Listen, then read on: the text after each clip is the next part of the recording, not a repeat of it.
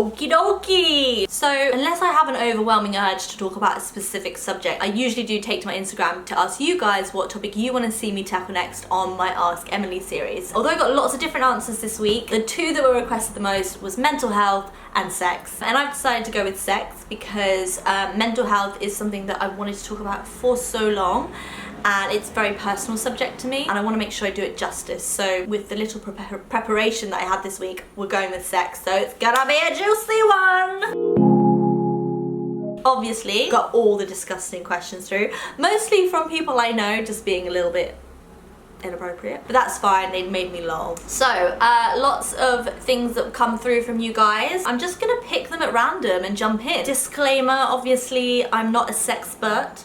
This is obviously all advice given from my own personal experiences or opinions. I'm not a doctor, I'm not a psychologist, although sometimes I like to think I am. And with that, let's get to it. This is a fun question, I totally agree with this. This lady said, I'm in my 30s, just like you. Would you agree sex gets better as you get older? Oh my god. 100%. Like, I cannot even tell you, my sex drive is through the roof. And I noticed it happening like when I was like 29, like it started getting like a lot hornier than usual. And now that I'm 30, honestly, I've never wanted sex more in my life. And they often say that men peak in their early 20s sexually, women peak in their 30s. So I feel like I've got at least another 5 years of the best sex ever, which is so exciting. And also should mean that, you know, girls, you shouldn't put pressure on yourself to like, maybe you're not as interested in it as like some of your peers. The best is yet to come, believe me.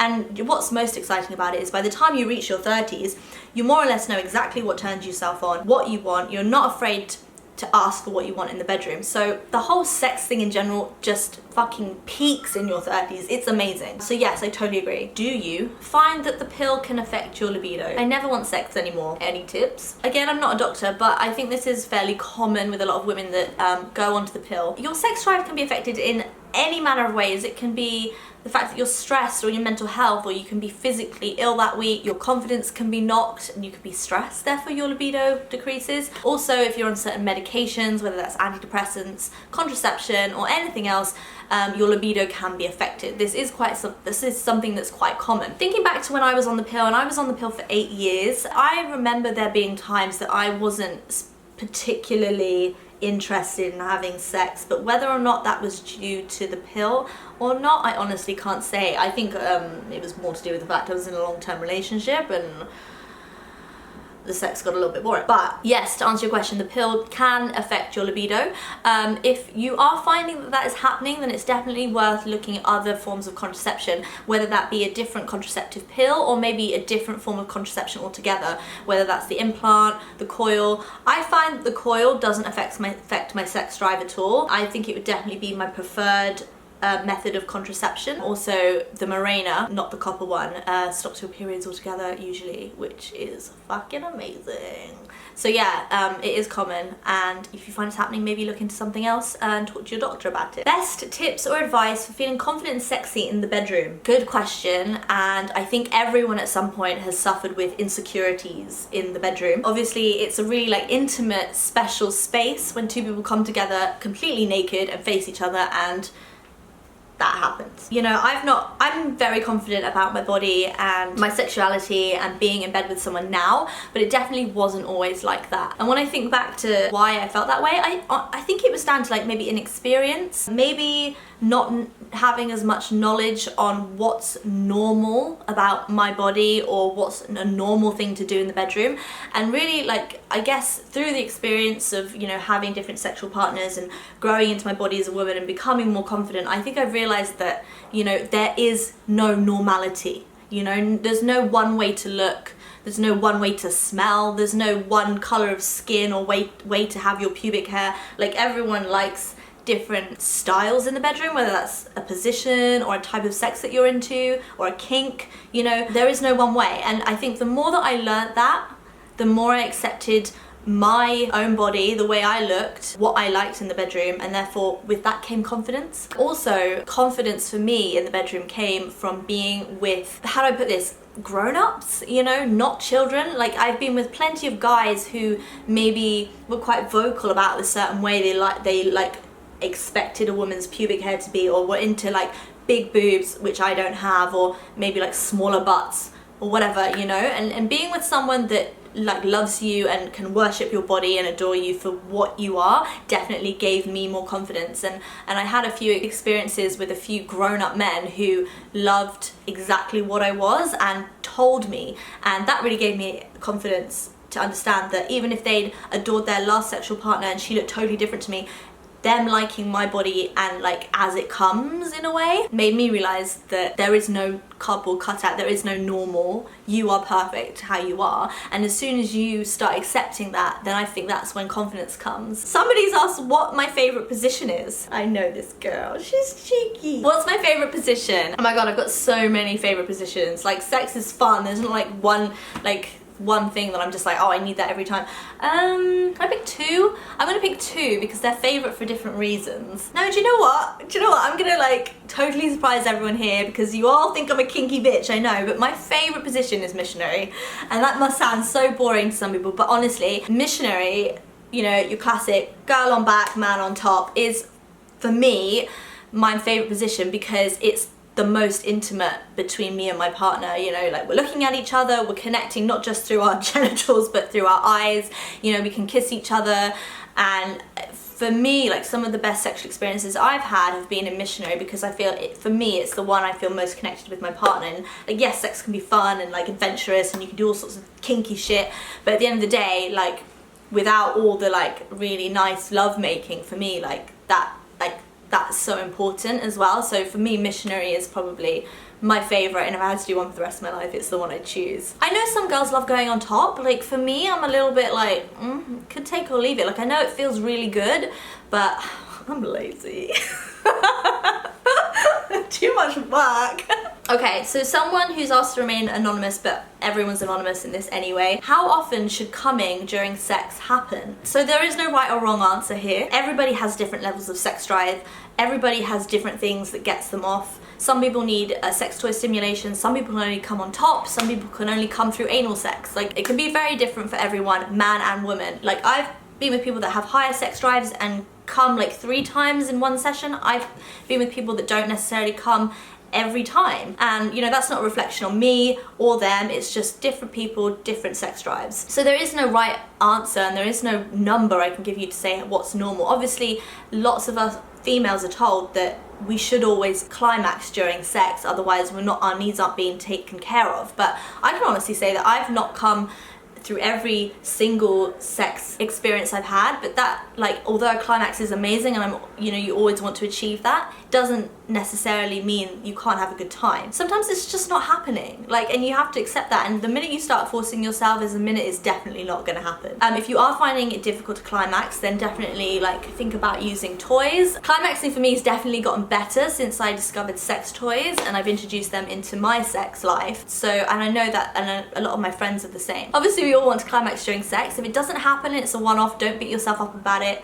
You know, there's nothing wrong, it just didn't happen that time, and that's fine. As long as you feel respected and loved and you enjoyed yourself, that's all that matters. But if it's becoming more of a regular thing or you're struggling to climax, then like I said, look into sex toys. Have a think about what you need, like maybe what you need. Maybe you're not being honest with yourself. Maybe your partner's not giving you something that you actually want. So be vocal and ask for it, because I know that your partner probably wants you to come just as much as you do. Going on vacation with a new beau. Any ideas on fun and spicy things to bring along? Yes, I mean, that could be down to sexual taste, but holiday sex is like really good sex. You're obviously super relaxed, you're away, it's kind of exotic. Depending on where you are, you might be in a cabin in Scotland, I don't know. But like, if it's somewhere hot and sexy, obviously the sex is usually a lot sexier too. And I spend a lot of my vacation time absolutely butt naked as well. So it's like one big foreplay tease, and the minute we fall into bed together, it can be just like amazing. If you are thinking about bringing stuff along with you, toys, a couple toys that I recommend. There's one that's like a Wii vibe, and it's a couple's vibrator, and the woman wears it. One bit goes inside, one bit sits on the clitoris. There's usually a remote control, wireless, that you or your partner can control. So you can actually have sex as well as wear the vibrator. It's a really cool like couple's toy. I really enjoy it, and yeah, it's something for both of you. Obviously there's cock rings, which I find are good for on top mainly. It's something that the guy wears and it vibrates it so the female can push against it for more pleasure. And then depending on your kink, I suppose, like you can get into like handcuffs and stuff like that. You know, blindfolds are always sexy. So yeah, and also if you've got some new underwear that you want to chuck on as well that makes you feel really good, then do that. Oh my gosh, how am I forgetting this? Lube! Take lube away with you. Nobody should shy away from using lube. I think it's great for foreplay and just making it more pleasurable, and also you can go for longer when you use lube as well because things don't get uncomfortable. So definitely lube as a minimum requirement. Did you feel pressure to lose your virginity at 16 by your peers? Not really. I mean, I think lots of people have different experiences around this time. I think it can often depend on the school you go to, the country you live in, your peer group at 16 in general. I went to an international private school in the Caribbean, and I want to say like maybe like 40% of the graduating 18-year-old class were still virgins. I lived in Puerto Rico, which is predominantly a Catholic country, so the idea of sex before marriage was still something that a lot of youths when I was 16 had in their mind and was drilled into them by their religion and their parents. I'm not religious, so that's never been an issue for me, and I didn't wait till I was 18 to lose my virginity anyway. But did I feel pressure?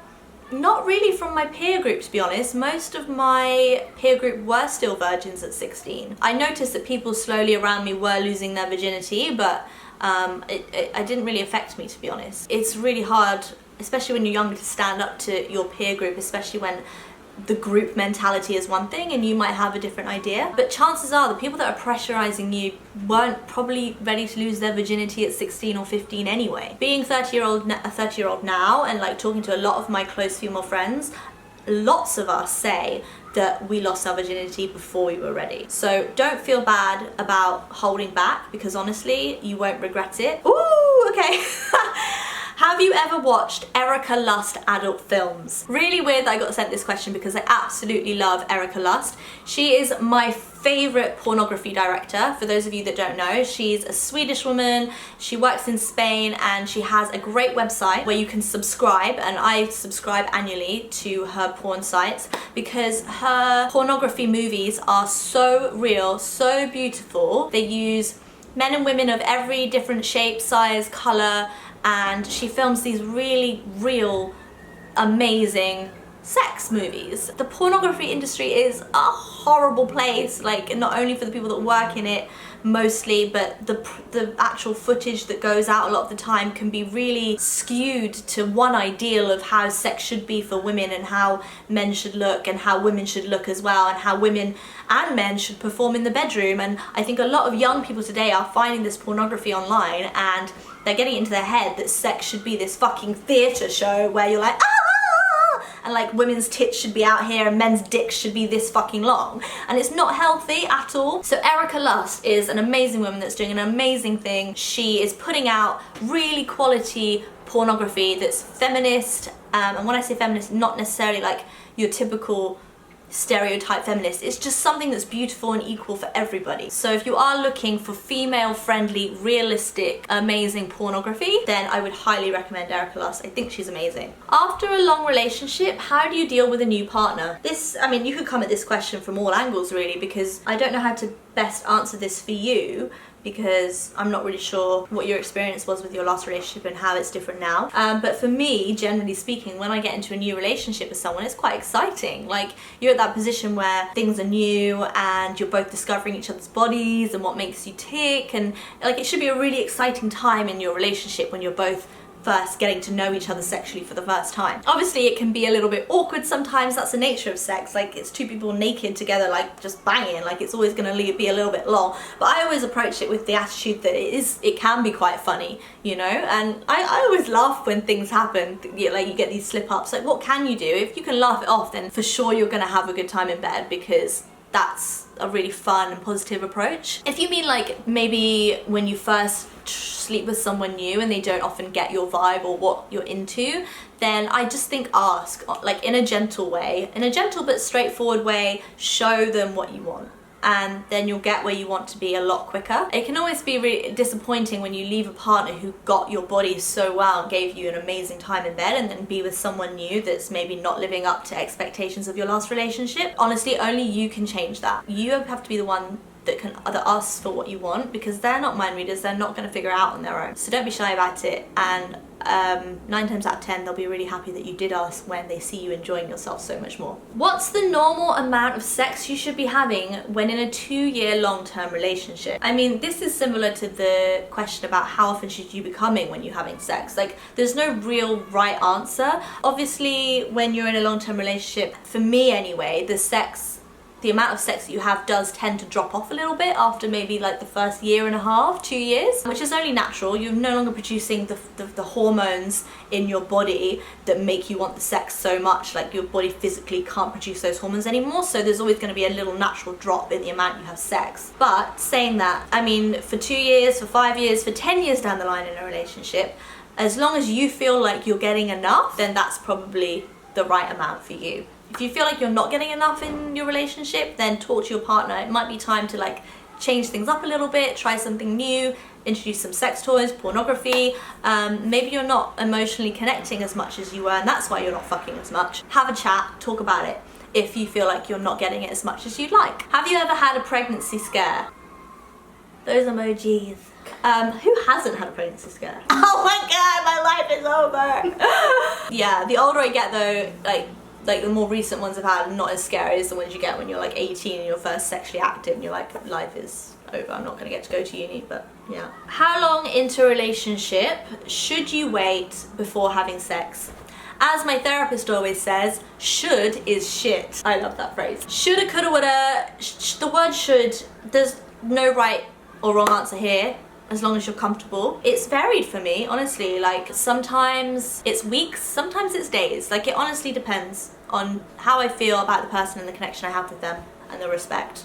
So there's no right answer there. Oh, somebody's asked me, how can you get your mojo back after having a baby? I'm honestly not qualified to answer that. I've never had a baby, so I don't know. So yeah, that has been my sex themed Ask Emily Q&A. I hope it was informative, enjoyable. If you've got any comments, please leave them down below in the comment box. Also, let me know your ideas for a new topic for next week's or next month's Ask Emily Q&A. Always good to hear from you guys. Don't forget to give this video a thumbs up if you really enjoyed it. Also subscribe to my channel as well if you haven't already. And I will see you back here on my channel really, really soon. Bye for now.